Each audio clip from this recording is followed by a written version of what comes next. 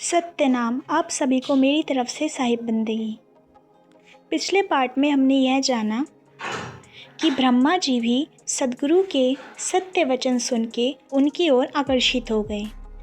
इस बात से निरंजन ने ब्रह्मा को अपनी ओर आकर्षित किया, लेकिन सत्य पुरुष के वचन से ब्रह्मा जी फिर से सत्य पुरुष की ओर आकर्षित हो गए और उन्होंने कहा, ब्रह्मा जी ने कहा कि निरंजन के प्रभाव को मैंने जान लिया है और अब मैं अलख निरंजन को ही मानूंगा।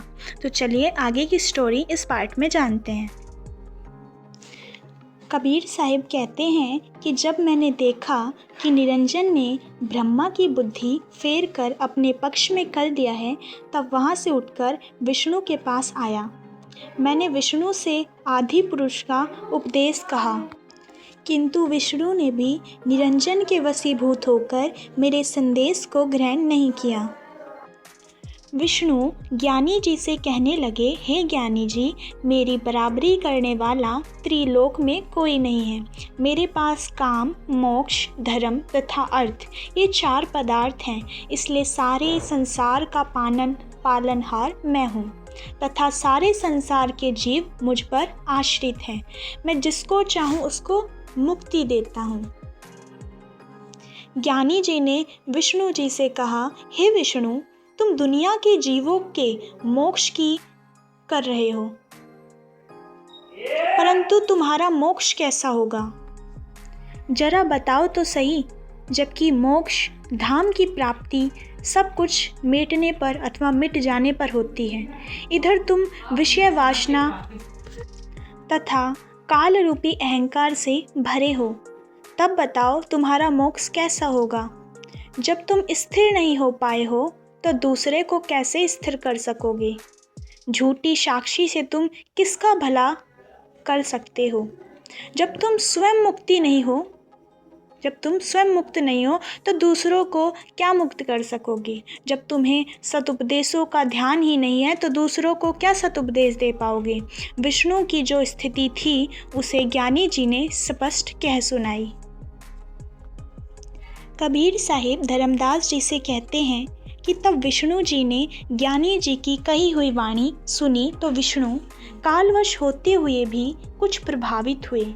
तब फिर मैं शेषनाग के लोक में चला गया और शेषनाग को कुछ सत्य पुरुष का भेद व सत उपदेश दिया, लेकिन वह भी कालवश ही था। कबीर साहिब धर्मदास जी से कहते हैं कि हे धर्मदास, सत्य पुरुष का तो किसी को पता ही नहीं है और सभी जाने माने महापुरुष देवता आदि काल के प्रभाव में आए हुए हैं।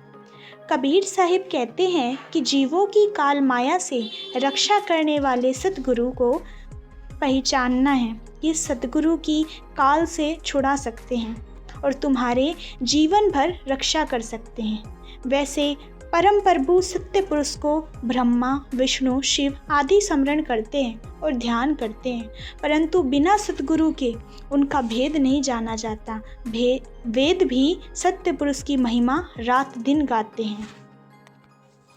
वही सत्य पुरुष जीवों की रक्षा करने वाले हैं। हे धर्मदास जी, वे ही तुम्हें अपनी जहाज में बिठाकर भवसागर से पार करेंगे।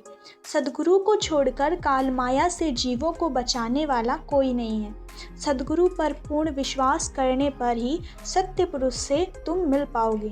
कबीर साहिब धर्मदास जी से कहते हैं कि मैंने शेषनाग को समझाने का तथा सत्य पुरुष की ओर ध्यान दिलाने का उपदेश दिया, परंतु शेषनाग अपने तेज विष के अहंकार में मेरे सत्य वचन को हृदयगम नहीं कर सके। हे धर्मदास जी, तुम तो काया नगर में सत्य पुरुष की प्रतीत करने वाले हो। जब शेषनाग नहीं समझे तो फिर भवसागर रूपी संसार सागर में पहुंच गया। जब मैं मृत्यु लोक में आया तब संसार में घूम घूम कर देखा तो सत्य पुरुष एक भी का भक्त जीव देखने में नहीं आया। अब किसको सत्य पुरुष का उपदेश कहूँ? कोई सुनने को भी तैयार नहीं। उस समय संसार के सभी जीव निरंजन के प्रभाव तथा वश में थे। निरंजन जीवों के लिए घातक और धोखा देने वाला है, परंतु फिर भी जीव उसी का विश्वास करते हैं, उसी पर विश्वास करते हैं। ठीक इसके विपरीत सद्गुरु जीवों की काल माया से रक्षा करने वाले हैं, परंतु फिर भी जीव सद्गुरु से उदासीन रहते हैं तथा नफरत की दृष्टि से देखते हैं। यही जीवों पर काल माया का प्रभाव है। जीव जिस निरंजन का नाम जपते हैं, स्मरण करते हैं तथा विश्वास करते हैं, वही निरंजन जीवों को खा जाता है।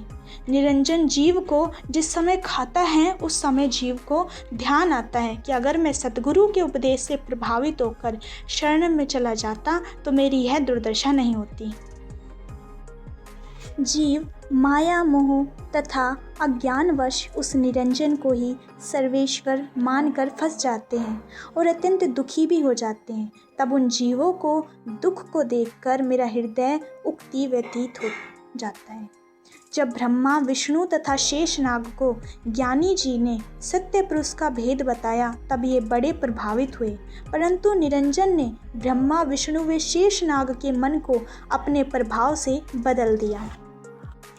हालांकि शिव जी को भी ज्ञानी जी या कबीर साहिब ने सत्य पुरुष का भेद बताया, तब शिव जी तो बहुत प्रसन्न हुए और शांत रहे। शिव जी ने ब्रह्मा विष्णु व शेषनाग की तरह ज्ञानी जी से तर्क नहीं किया, जबकि ब्रह्मा विष्णु व शेषनाग ने ज्ञानी जी पर अपनी पैठ जमाई और निरंजन की महिमा का बखान किया। तब ज्ञानी जी बोले, मैं अगर चाहूँ तो इस निरंजन के सामने ही इसकी शाखा ब्रह्मा विष्णु और शिव तथा शेषनाग को मिटा डालूं और इस निरंजन को प्रत्यक्ष चमत्कार बता दूं कि तेरी मनमानी नहीं चलने वाली। सारे संसार के जीवों को काल से छुड़ाकर सत्यलोक पहुंचा दूं तो फिर यह निरंजन क्या करेगा।